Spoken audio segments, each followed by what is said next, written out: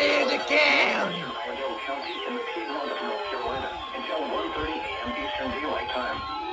At 11:43 p.m. Eastern Daylight Time, Doppler radar and automated rain gauges indicated thunderstorms producing heavy rain across the warned area.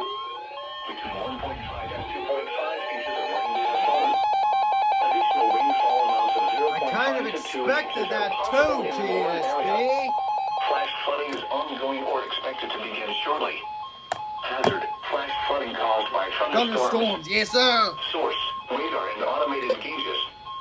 Impact, flash flooding of small creeks and streams, urban areas, highways, streets and underpasses, as well as other poor drainage and low-lying areas.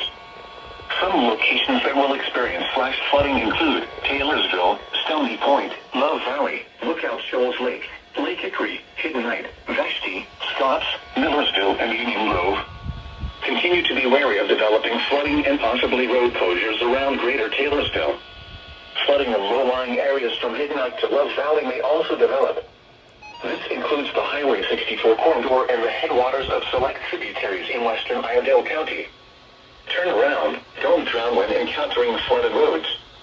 Most flood deaths occur in vehicles.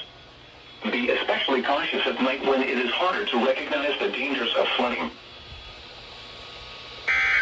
That's why, because you're not in WX mode. The National Weather Service in Greenville-Spartanburg has extended the flash flood warning for western Alexander County in the Piedmont of North Carolina, eastern Caldwell County in western North Carolina, until 1 a.m. Eastern There we go. Daylight Time. Ah, you were not WX mode. 11:02 p.m. Eastern Daylight Time. Gauge reports indicated thunderstorms. Well, we got a producing bunch heavy of rain across the floods. warned area. Alexander County, y'all.